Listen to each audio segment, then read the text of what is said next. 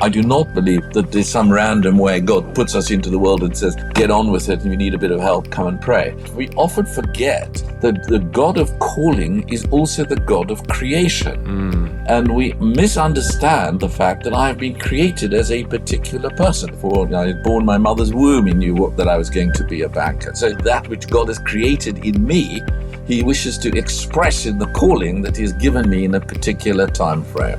There was no sacred secular divide. There was no bishop or banker that was more preferable to God. My workstation is my worship station. Welcome, everybody. This is Simon Gilbo with Inspired. It's brilliant to be back for another fantastic week of encouragement. If you're new to us, I don't know about you, but I just had enough of listening to the news 24/7, and actually it's a strong discipline not to do that, because if you do that, if you get caught in that 24/7 news cycle, it just makes you depressed and anxious and fearful. And what we need is lashings of good news and encouragement, and that's what I know you're going to get this week, because we've got with us the legendary Ken Costa. Welcome, Ken. Hi, Simon. Fantastic to have you. So Ken and I, we go back, through HTB's Focus Weeks and New Wine, I'm guessing 25-ish years of attending those things and speaking at them. And there's so much to say about your CV, and that could take up half the interview. So basically, I just want to say, what shall I say? You know, you've had a massive influence in the business world, also with the Alpha course, and chairman of that Alpha International. Fingers in loads of pies. God at Work was a very influential book that you wrote. You've been extremely successful in the business sector. But let's go right back. And I want to start back in South Africa, because that's where you were raised. For me, I spent my year out in South Africa when I was 18. It was a very tough time in what was called the Transvaal, working on a farm school. It was very tough, and it was actually a key stage of my life. But it was under apartheid. It was 1991-92. And you were a student at Wits University, and I think you're a student union leader. And you're accused of being a Marxist, is that right? And this is apartheid and the battles. So speak into your background and what was going on then. Well, Simon, I'm so pleased we can share at least some of the red dust of the Transvaal, now the Limpopo province, with you, and thank you so much to you and to all those that are listening to this story time. And it starts really, in a sense, there. I was a young student in South Africa. I read law and philosophy at the university, became president of the Students' Union, and had this deep sense of the injustice of the apartheid regime. And that really gripped me in every way. I couldn't bear the thought of our racially separated schools, our racially separated university, as it was, and a fascist government that was determined to sort of undermine any form of student opposition. But I still believed that was the right thing. And I then believed, actually, Marx, in the proper understanding of Marx, which is Marx's concept of man, Erich Fromm and all those great writers of their time, which will be total history to most of the people listening to you, that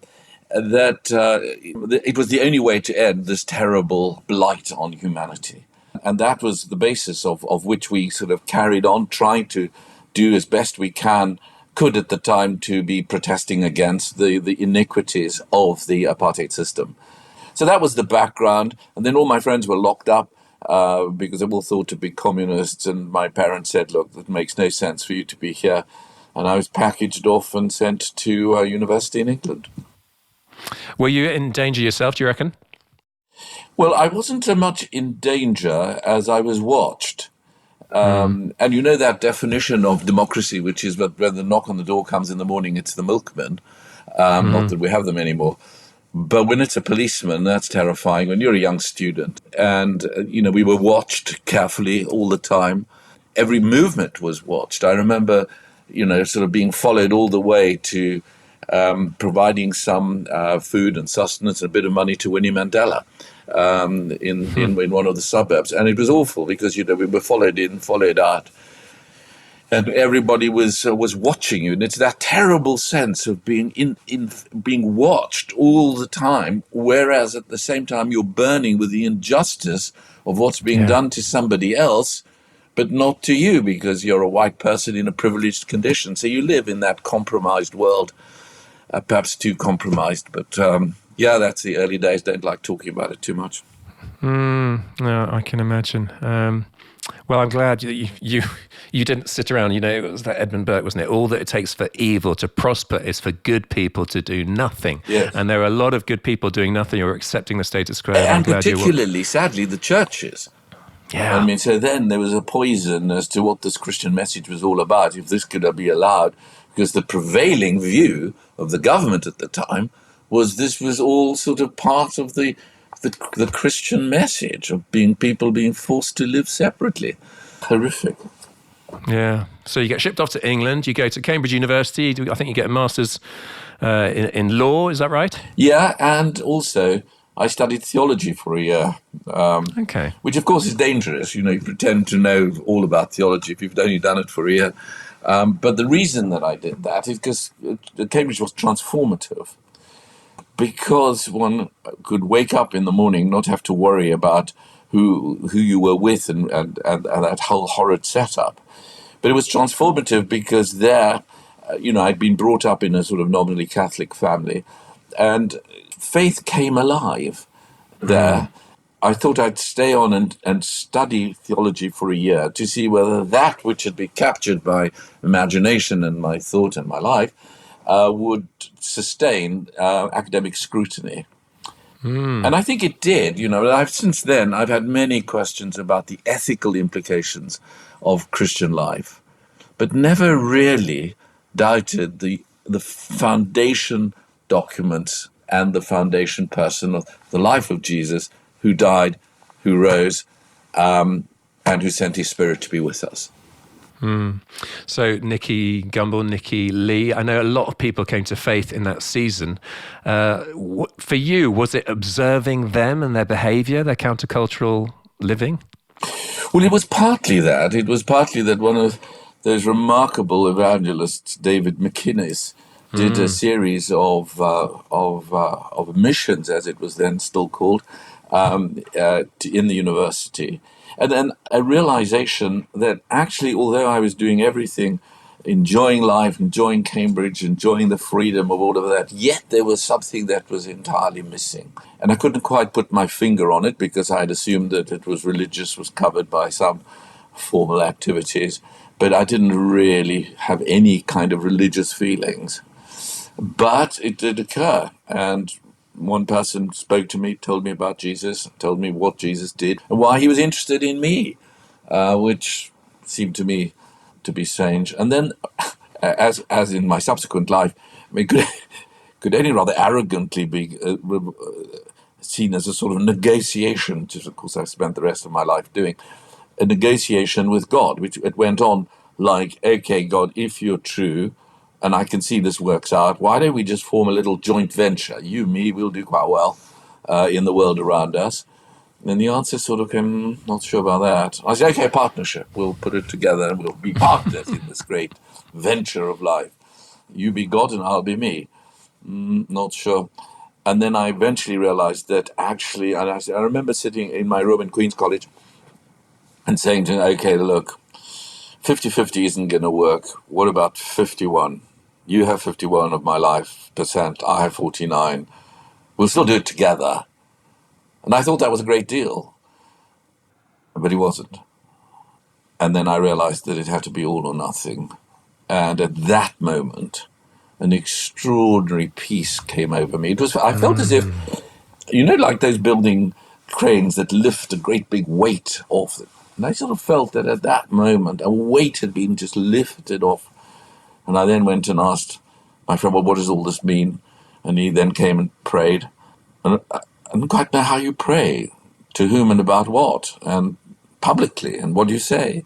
So it was all those baby steps. And now, of course, one realizes the arrogance of trying to negotiate with the creator of the whole world. But those two overwhelming senses I still found are the foundations of my life and faith. is that he loves me, sure, but more particularly, he knows me.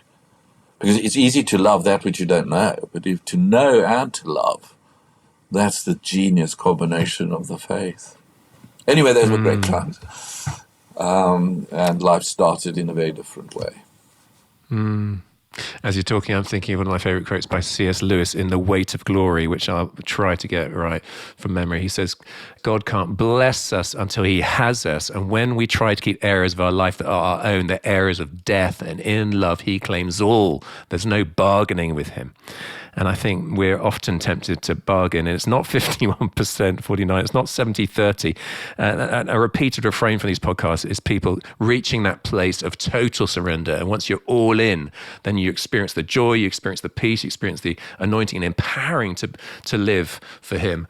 And what I love about getting you on this podcast is that a lot of people that we've had on do have quite extreme journeys into, war zones or cross-cultural missions, stuff like that. But no, God took you with your serious levels of gifting into the banking sector. And yes, the banking sector, it's a murky business, isn't it? We need godly bankers. So you go to SG Warburg and Co. And then I think that merged, didn't it, with UBS, and you end up as chairman of Lazard, was it? So, I mean, a meteoric rise, but what was it like being a follower of Jesus in that context?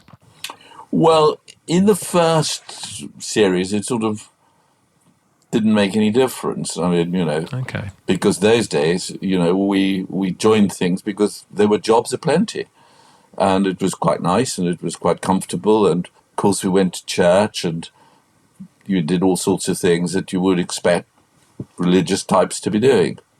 And Sunday was great, and it had the full experiences of the Spirit of God. But then, of the formative verse of my life is, John 6:63. The Spirit gives life, and I then realized that if this is going to be true, it has to be in every aspect of one's life. You can't live, as I think I did in those early years, in sort of a very compartmentalized life. When you were sort of, religious at the weekend and allowed during the week. And I think when, the nature of the Spirit gives life is that it's comprehensive. It affected everything. And the more I thought about that, the more I thought about that other piece from, in Colossians chapter 1, when Paul talks about in Christ Jesus, all things hold together, which means that the God of the money market is also the God of mercy, that the God of prayer is also the God of profit. There's one indivisible God. And it's a realization that actually the sacred and the secular, for all that it appears in our religious activity, is a misconception that these are one. Then how on earth do you live together when the two worlds collide? I mean, what is it? And the answer is, of course, that, in Christ Jesus, all things hold together. Yeah. And so I saw the workplace as being a manifestation of where God was as active. And people always ask me the question, well, what about work-life balance? Well, the moment you ask that question, you have created the very dichotomy that you have to avoid. Because the assumption is there's something called work and there's something called life. And the genius in the middle is me trying to balance work and life. Well, it doesn't work because they are in Christ Jesus. All these things hold together. And until one discovers that, and until I had discovered that my workplace was my worship station, my workstation, my worship station. That's where God called me to be. Now, it's uncomfortable because, all my other friends seem to be having sort of rather cushy jobs, teaching or big vicars or whatever it was, and trying to be stuck in the sort of cutthroat, the harsh commercial compromises that you have to commit every day. I mean, it's not, I made competitive on Monday and merciful on Tuesday. The thing runs together. That was quite a revelation. And then, of course, Nicky Gumbel kicked me and said, well, you've got to write it all down. I said, write what down? He said, well, what does God mean to you at work? And so God at work came about, partly to resolve for me, was God, if God was a supreme economist, as I believe God to be, then would it really be sensible to create somebody for an experience for an hour a week, or 3 hours if you're a Pentecostal on a Sunday, or whether you would want to have him, infuse every day of your life? Yeah. And that was the revelation that actually, but it was progressive. Most people would have thought, well, Spirit of God is there to make you more religious. No, no, no. The Spirit of God is there to make us more human, because that's what Jesus came to do. But we had to learn afresh this newness, this freshness. In God's mercy, I married my wife Fiona, who's been amazing. We've been married for 42 years, and she was a missionary. I mean, she prayed to God and believed for food and for money sitting in South America, and I was in the middle of the money markets of the world. Completely different views and you have to fuse these things together, and that was a very formative part. We don't have to go chronologically, so we're jumping around a bit here. But so you mentioned God at Work, your book, and that's kind of one of your main life messages. So go on, take 5 minutes of sort of crystallizing that for us to understand, because most people who are listening to this will be in the workplace. So go on, encourage us. Sure. Look, the fact of the matter is, there is a very deep sense of calling. And one of the other books, Know Your Why, that I read deals with the issue of calling. And I believe we are called to the places that God wants us to be, specifically tailored for the person that he has made us to be. I do not believe that there's some random way God puts us into the world and says, get on with it, and if you need a bit of help, come and pray. He has, before all ages, he knows our future. Before I was born in my mother's womb, he knew that I was going to be a banker. So there is a sense of a vested interest by God in me as a person in this time and this place for this purpose. Yeah. Now, when that happens, most people immediately think, well, it can only be in some form of religious experience. When I'm praying together, when we're in our smaller groups, when we're reading the Bible or whatever, all of which are fantastic and impossible to do without. But one has to take into account that it is in the workplace. My workstation is my worship station. So if I'm a lawyer and I draft a document that accurately reflects the party's views, that is a sign of hope in the world. That's a sign of God's work. If I'm an advertising executive, well, I'm not writing a legal document, but what I am doing is I am writing something to sell to somebody else with a natural and hard balance between that which is untrue and that which is grayish, as all selling documents need to be. And the more one struggles with that, the more one realizes that is God at work in the workplace regularly. But what I did discover at the time was that we often forget that the God of calling is also the God of creation. And we misunderstand the fact that I have been created as a particular person. I would be completely useless as a doctor, because my creative gifts are not that. But what they are is related to the calling.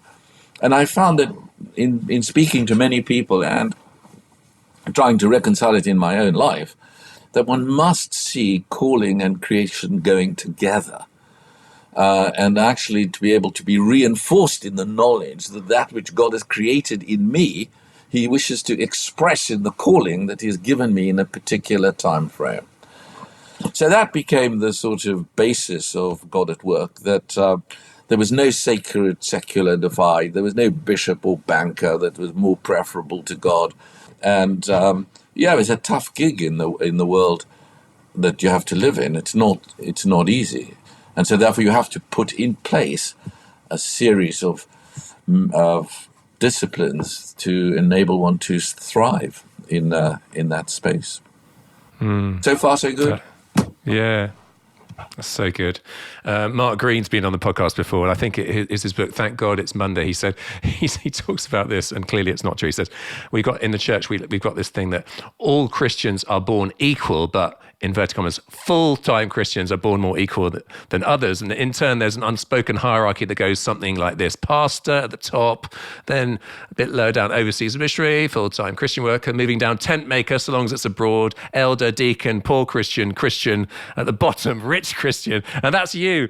So you're at the bottom of that skewed hierarchy that we absolutely reject, because as your life has demonstrated and your massive influence through Alpha and different sort of streams of influence, you just take it on the chin, don't you? Luke 12:48, Jesus said, to those who've been given much, much will be required. And there's an accounting for the talents we've been given. And I love how he's used you.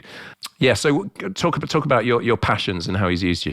Well, just to cover in the way in which, he's clearly used me in finance and in the city.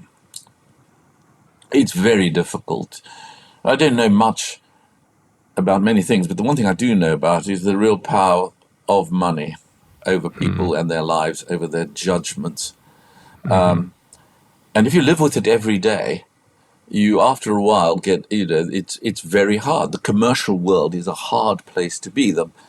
Each day to live with that uncertainty in the workplace, but the certainty that God is with us. I'll give you an example. One day I was reading Psalm 112, which said that the person who trusts in God will fear no bad news. And I was thinking about it on the underground coming in. When I got into work that day, I was called in by the chairman, and he said, look, Ken, this is a difficult conversation, but the client who I was most close to has asked for you to be changed off the account, which was a terrible blow to a young banker. And I thought I was doing quite well. And I, felt really crestfallen. But when I went back to my desk, a little whisper came and said, do you remember Psalm 112? If you trust in God, you will not fear bad news. Utterly transformed that moment. From being, depressing and ghastly to being, it's part of life. There are ups and downs in life. Not everything that's down is the work of the devil. Life carries on like that. And repeatedly, I think, personally, I found the question of whether I should stay where I am or whether I should do something different. I even went and asked a bishop whether I should be ordained, and he said he would be very happy to ordain me. He was a great bishop from South Africa. Most of my friends thought it would be an utter disaster, the idea of me. But I went off and prayed, and there were two amazing incidents. I remember walking along the Thames and praying, and a verse of scripture just leapt out of me. Like sometimes, I can only describe like a dolphin that comes straight out, and you see this breaching whale or dolphin coming straight out and arrests you. And it was this, right at the end of Luke's Gospel in Luke 24, where it says, but stay in the city until you're filled with power from on high. Now, of course, all your theologians and hermeneutical scholars will scream and say, well, this is typical misuse of the Bible. Actually, it's not, because those three words, stay in the city, actually confirmed to me then that I should stay in the city of London, where I was working, which was an enormous comfort. But here's the strange thing. Several years later, because these things always come in cycles, when you're overburdened by doing something, you've been doing it for a long time, you're itchy, you want to do something else. Fee and I went off to Rome, and we were outside the Vatican. And in one of those, sitting on one of those, in between the pillars, was a monk dressed in a Franciscan habit with, just ordinary monk, you would have thought. But I had this instinct that I should give him some money. So I said to Fee, look, I'd like to give that person some money. And she thought, well, okay. So off I went to see this guy. And he spoke no English, but he was sitting there with his Bible open. But there was a friend of his there, and who spoke English, and said this was a Slovenian hermit who had walked from Slovenia 500 miles, Wow. and entirely based on people never asking, but people giving him food and giving him money. So tears came in his eyes as I gave him the money. And I looked at his Bible and I said to him, well, he didn't understand. I asked him to say, well, what are you reading? And he pointed to Luke 24:49. But stay in the city Wow. until you're filled with the Spirit on high. I mean, Love that. at that moment, you kind of said, Goosebumps. tough gig, but it's God. Yes. Love that. So, listen, Ken, you've obviously had a lot of successes in life, but every successful person has had failures. How can you speak into failure? Well, failure is painful, but you won't, you cannot flourish unless you know the pain of failure, because it's in the furnace of failure that faith flourishes. I don't believe, and I didn't really want to listen to anybody who hasn't had a series of failures in their lives, because you obviously haven't lived. Yeah. In my case, I left one of the place I was working, and together with some of the best people in the city, we set up a business to deal in the emerging markets, which we all knew about. And everybody said, listen, Ken, with you and with all the best from Goldman Sachs, you guys are going to do so well. Well, it was a failure. We got the timing wrong. It was immensely painful then, and it still is now. But I learned a few things, which I just pass on, really. The first is, don't linger. You can't, if you replay the vid, it's not going to change. It happened. So don't linger over it. Don't juice it for a pretty party. Pity doesn't overcome. Secondly, learn from what happened. And that's quite painful, because you have to face the fact that certain decisions that you made are not the right ones, even though you believed they were at the time, and even though you believed God was in it. Because his thoughts are not our thoughts, his ways are not our ways, his decisions are not our decisions, and the other way around. So I think that one has to look at that very carefully and be able to say, I want to learn from this, to go back over the experience, talk to the people involved, talk to the people outside who observed it. What did you observe? Don't linger, do learn, and then lean forward. Now, leaning forward is not just a nice self-help book. I mean, I know nothing about self-help or therapy, but I do know about the power of God. Leaning forward is that Jesus Christ rose from the dead. And so therefore, there is a future. There is a hope. There is something, painful as the years may be to wipe over the losses, there is something to look forward to that is positive, credible, and practical. So those three things sort of formed the way I tried to deal with that and, well, many other failures. Very helpful.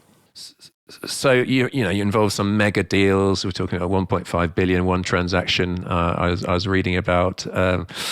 How do you keep your feet on the ground? How do you hear God's voice in that? What does it look like? Well, sometimes there are battles, particularly in the world that I'm doing, which are mergers, acquisitions, hostile activity. My basic theory of all of this is that if you try and do this on your own, you're in trouble. Because one does need a measure of discernment, which is a spiritual gift. And discernment is not simply something that happens only in churches when you're having to pray with somebody. And discernment is a day-to-day activity of what is the right thing to do in the right set of circumstances. But I do remember in one very, very contentious and quite high-profile transaction, when the parties were at each other in a very, very, really awful way. And I put the whole deal together and therefore wanted to be sure that it would succeed. And in one very, very tense moment, I remember picking up the telephone and to phone, knowing that this was a battle. And, I was praying as I do in times when things are difficult. And as I picked it up, the tune that came in on the waiting for the call was Chariots of Fire. And at that moment, I realized that unseen, there were chariots of fire around what was happening. And so I prayed for a resolution of that which couldn't be seen in that moment. And amazingly, and it is amazing, and obviously the details will be private to me, I knew in that instant that it was done. And we had many ups and downs after that. But in that instant, I knew that we would get through this. Now, this doesn't always happen. Yes. You talked earlier about, worlds colliding or value systems colliding, and can you share any sort of time where your integrity has been really stretched and it's been either costly or you've seen God's hand through you treading the righteous path? Yeah, most days. I mean, the fact of the matter is, it's an arrogance to believe that you could exist in this world, do not love the world or anything in it. You've got to start each day in the belief that God will intervene. Sometimes we understand why, sometimes we don't, and sometimes the decisions are difficult. There are many occasions. I remember I similarly had a call from a very good Christian friend of mine, and the company that he was involved in was actually going to go south. It was a big bank, and they were looking to have investors come into the bank. And he said to me, "You're advising this person?" I said, "Yes." He said, "Well, will you advise them to put the money into the bank, and it would help save the bank?" So I said, "No." So he said to me, "Well, why not?" I said, "Well, because my judgment is that this is not the right thing to do." So he said, "Well, look, would you go and pray about it and then come back to me?" So I said, "No." So he said, well, he got angry and said, "You're a Christian and we should be praying about these things, and why are you not going to pray about it?" And I said, "Well, because God has given me a set of judgments. He's given me a heart, a mind, a brain, analytical capacity, and in my professional judgment, this is not the right thing to do." And he was absolutely furious. And you can imagine, sort of. And the bank went down. So sometimes, I mean, it's, I wish I could say you get it right, but it's very difficult. As every person realizing this, we're living in a constant tension between the already and the not yet. Being in, people say, I often say the basis of our moral judgments every day of discernment is say, well, you're in the world, but not of the world. No. We are within the world, not just in it. We are within it. We share the pathology of the world around us, but it doesn't affect us.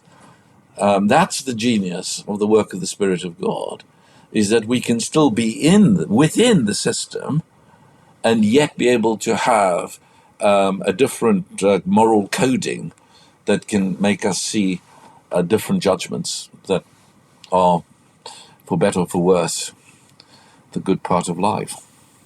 Yeah, profound. But so that's the business world. I mean, that's the finance world, and some of the other part of life has been always very fulfilling as well, of being able to have these life verses that can guide you through. I mean, I would always encourage whoever it is, have a verse that you can go to in good times and in the bad times. We always say, well, you have something when something's going terribly wrong. And there's a certain evangelical pessimism that hits people. And then, I always get people saying, well, I've been in the workplace and it's, really tough. The devil has really got hold of me. Well, the devil hasn't got hold of you. It's called life. It's called risk. It's called, But what has happened? And then I always ask the question, in the good days when you got to bed at night, did you really say, God, thank you so much for the day that I've had? So you've got something to compare. That's not just a one-way street of some horrible, horrible experiences. So outside of the workplace, it's been an amazing being able to minister to, gather together young Christians, older Christians, speak into their lives, see changes that occur. If it's purely that of the business world, and then I think one does suffer. You do need something outside of that to just to keep the basic balance in a very, very difficult world we're living in. Yeah, yeah. As you're talking about life verses, one of them for me that came to mind was 1 Thessalonians 5:24. The one who calls you is faithful. Yeah. And he will do it. And I stand on that along with a whole bunch of others. But you're talking about one of your key engagements, which is investing in the next generation. Before we started the live interview, we were talking about precious, now in glory, Caleb Meekins, who's one of those young, precious, dynamic, turbocharged followers of Jesus. And it's, for us, it's so sad that he graduated glory. He died through a horrible car crash in Ethiopia. But he was one, and many others that you had a relationship with. And now you've got plenty of people. Talk about the mentoring aspect of your work. Sure. and the fruitfulness there. Well, let me just share the motivating verse as to why I am and have been, really interested in that next generation. And in Psalm 71,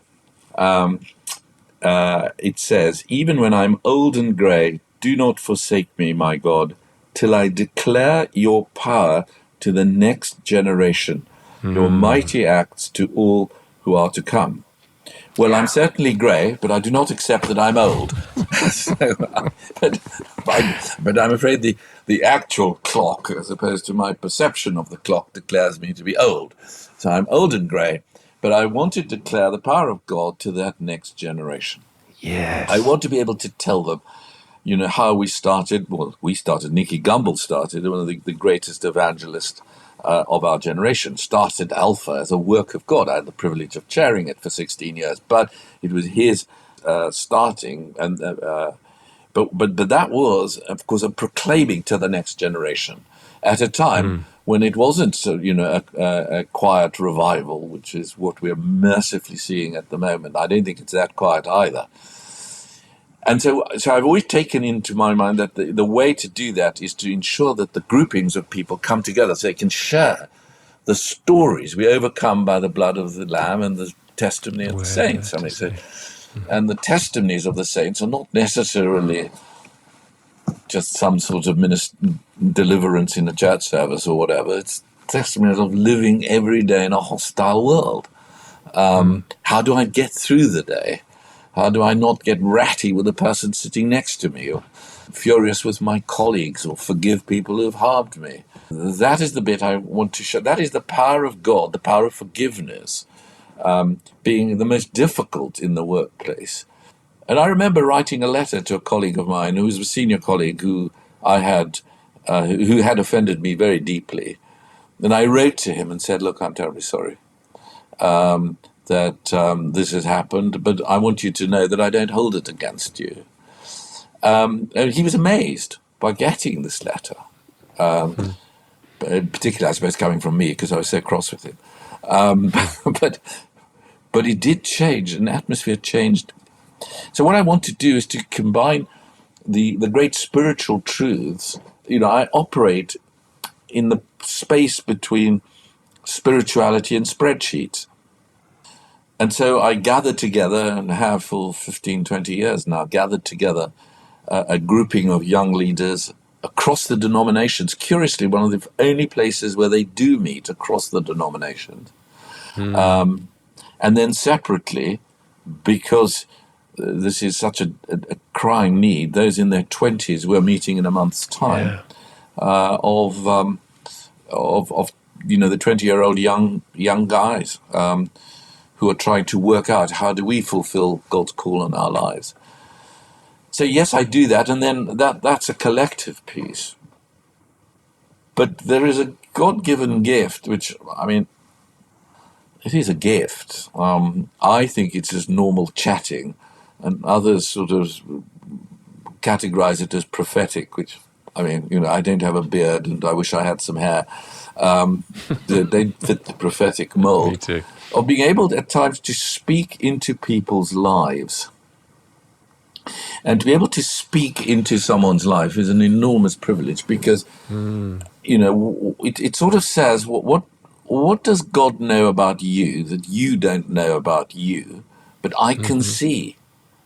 And to be able to draw out of them that which they wish they could admit to, or give them language to admit to, because everybody in the Christian world will say, oh, well, if you did that, you'll be filled with pride. Pride is not the besetting sin of this generation, I tell you that. Of course, it's generally true as a great sin for everybody, but it's not the besetting sin.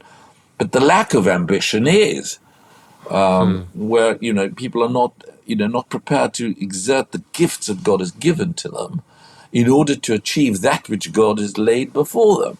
And that's a huge privilege, to be able to speak into that, on the one hand in terms of their gifting, and on the other hand in terms of the spirituality. I'll give you an example.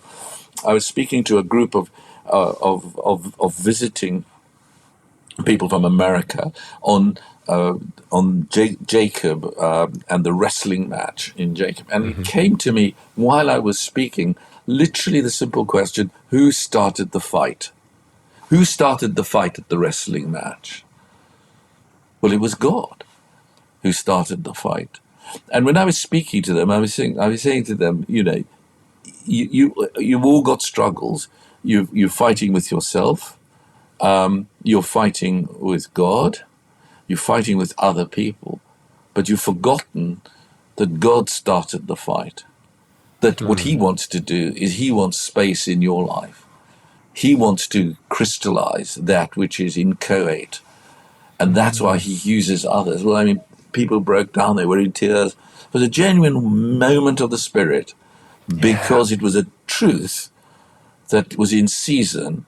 And just, years after this, I still meet the same people who say, do you remember that time? It changed my life. Now, I mean, that's priceless stuff. And but gold. It's not every day. Every day is tough. It's waiting on God. It's not seeing things. It's pretty dull. And, you have to live through the dull, as well as the highlights. And one of the things I love about, in broadest generalizations, African culture is that they and many other different non-individualistic cultures really value old people, because old people have accrued generational wisdom and experience, whereas in the West it's all about being young. And actually, for older listeners, I want you to know, you have got so much to bring. You're not invalidated. You're not past your prime. You basically got think of who you can invest in. Who I know you're doing it, Ken, but there's loads of 20-somethings saying, who will mentor me? Who will come alongside me and share that wisdom? We've lost elders, haven't we? We have. Mine, Trevor Waldock talks about this, eldership as a key concept. Sure. So God bless you for doing that. Yeah, and I think it's so good that you make that reference, because as many of you know, I've written this book called The $100 Trillion Wealth Handover, when the boomers hand over to the zoomers, how this will change the market economy. And this is a massive going on, but there are very serious spiritual issues in this generational change. And to your point, wealth will transfer, and it's happening now. The Bank of Mum and Dad are helping to subsidize deposits and paying for universities and rent, etc. Even now. There's not something that's going to happen in 20 years' time. It's happening now. But wealth will transfer to, obviously, a particular part of society. But what about wisdom? Yeah. How will wisdom move to the generation? And that is what, I'm really, really keen on. And it's taken me some time, because I've had to realize that by sheer experience and all of that, I have wisdom. It's not infallible, not the Pope. But we need to accept that we have wisdom capable of being handed to a generation to see the power of God in their lives. And I think that's very important. But it has to come together with the daily spiritual disciplines that make for living in this world, because that's the essential root of my life. Yeah. Let me give you an example. I'm working with the vicar of my church called Pete Winter on something called Awaken 50, which is a meditation each day on the work of the Spirit in our lives. And although I've seen many of these Bible reading pieces, very few of them contain the practical advice of the day-to-day experience of living in the world, appreciating beauty, accepting a wonderful lyric from a secular song, finding purpose in things that are not necessarily religious, sending a text of encouragement to someone, practical things that actually build the day to enable you to undertake the bigger things when they arrive. Hey folks, I love being part of this massive international community of faith gathered around this podcast. And I think most of you know that it comes out under the auspices of Great Lakes Outreach, and we work in Burundi, which is currently tragically still the hungriest country in the world. And yet amidst the grim narrative, there's so much beautiful stuff going on. And we reckon that our 30 ministry partners out there have meaningfully impacted 950,000 people this year, and you can be a part of it. And could you consider giving, £20 or $10 a month, something that's small to us that makes a humongous impact out there as we get prostitutes out of prostitution by teaching them a trade, or microfinance initiatives for widows to be able to start their own business, or orphanages being equipped with what they need, school sponsorship. There's so much beautiful stuff. If you want to consider that, I would love your help. And if you're enjoying the podcast, please do so. Go to greatlakesoutreach.org/inspired. That's greatlakesoutreach.org/inspired. Thanks so much for your consideration. And now let's get back to the podcast. Give us an example about sharing your faith in the workplace. Let me give you two examples. One is sharing faith without words. Mm-hmm. We were working through a very complex battle between two major companies through the night, 3 nights running, pizzas at 2:00, cold pizzas, hot pizzas. And I saw the colleague next to me utterly distressed. And I said to him, Pete, come for a walk with me. And we walked across London Bridge, and we walked back over London Bridge. And I never said anything to him about anything. 20 years later, he still remembers that that's what I did, and believes it was because of the faith that I had. The opposite end, a very senior business person came to me and said, would I have lunch with him? And I was very excited, the prospect of having lunch with him. But when we got to lunch, I thought there might be a nice deal to be done. And he said to me, you know about God? So I said, utterly, my jaw practically dropped. Most unlikely person to ask me this question. So I said, well, we've met, or something like that. And he said, look, there are boxes in my life. There is a box called friends. And I've been very successful, but in the success, I have neglected my friends that I made when I was in school, in university, in the Navy. And I've redressed that. I've gone back to them. We've had time together. I've neglected my family in order to get to where I've got to. And I got divorced. But I went back to my former wife and to the children and said, look, I didn't behave as I should have. Can you forgive me? I've done very well. I'm the chairman of 2 major companies in the UK. I've made a lot of money. And then he said, but there is a box that's empty. And I know that if I fill that box, it will be the key to all the other things of my life. I don't know what to call it. Can you help? I think it might be spiritual. And so I had the opportunity of being able to talk to him about the spirituality, about another F. He sorted out his family, sorted out his finance, sorted out his friends. He needed to sort out faith. And, for an hour in one of the best restaurants in London, utterly disappointed as I started because I thought I was going to get a great deal out of it. I believe I got something even greater out of it. And sadly, he has died.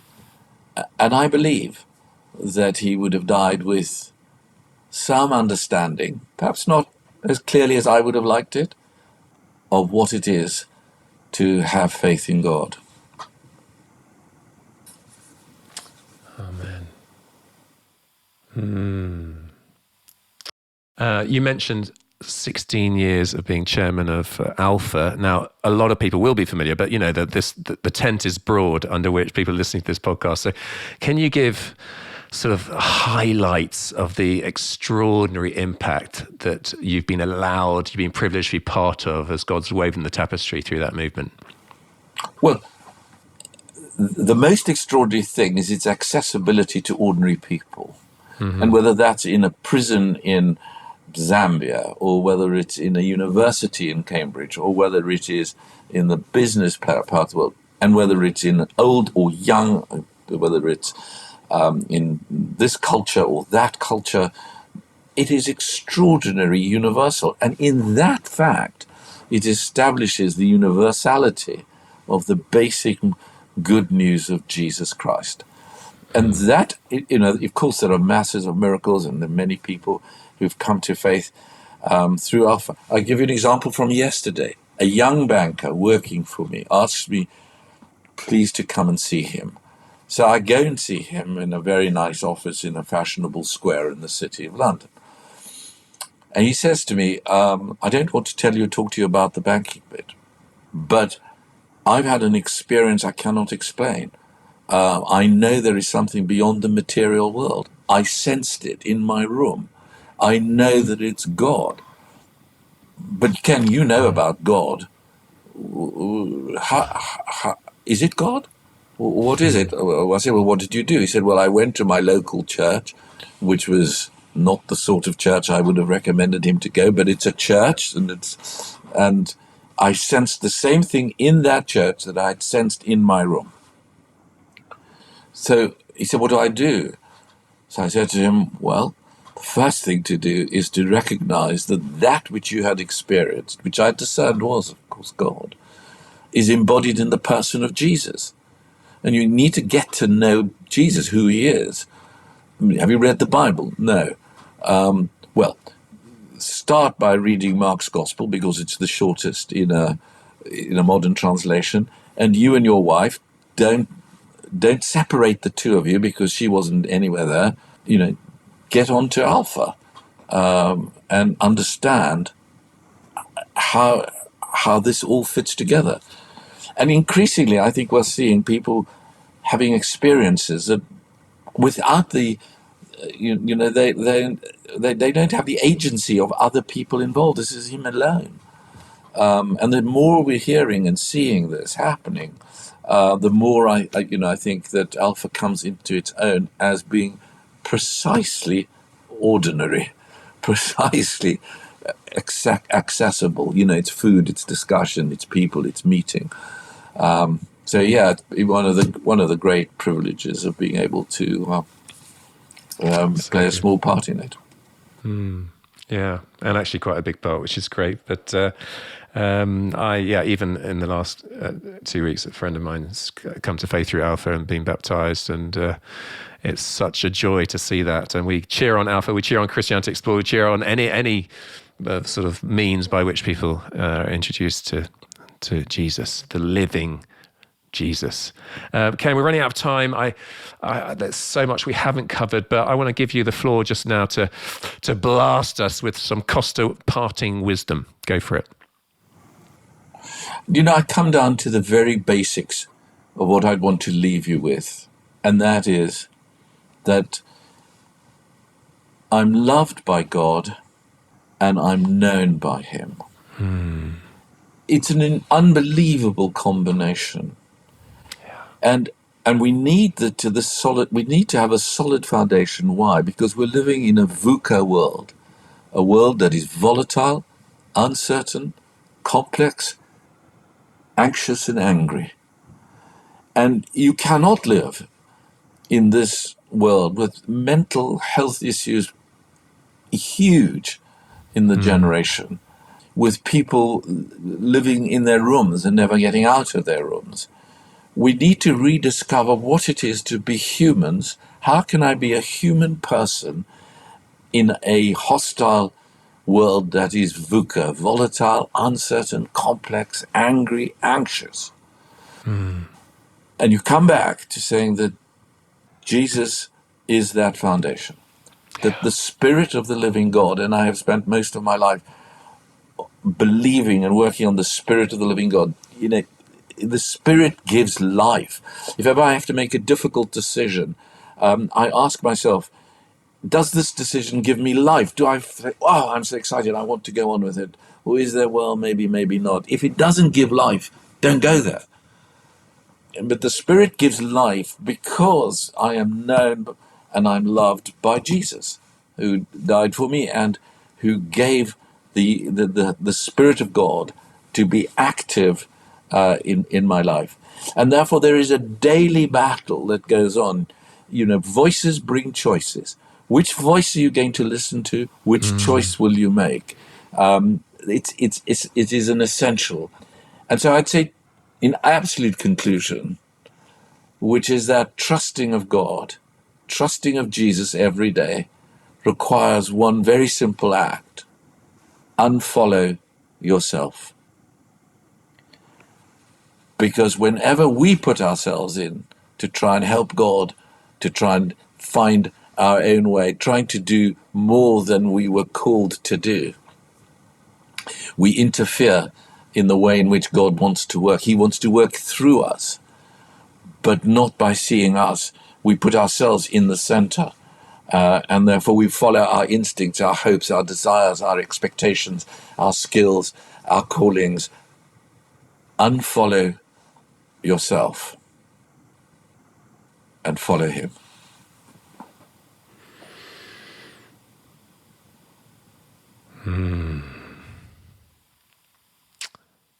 Just want to sit in that. Wow. Ken, you've shared a lot of gold with us. Some of it needs re-listening to, but I just want to cheer you on. Thank you. As you're young at heart, you're old and grey, but no, you're young at heart, and there's lots more life in the tank yet. So God bless you as you continue serving him. Oh, thanks so much for your time. I want to thank you. I also want to thank Adam Thomas Steer for the editing, Mike Sandeman for the mixing. And guys, if you enjoyed it, share this with other people. I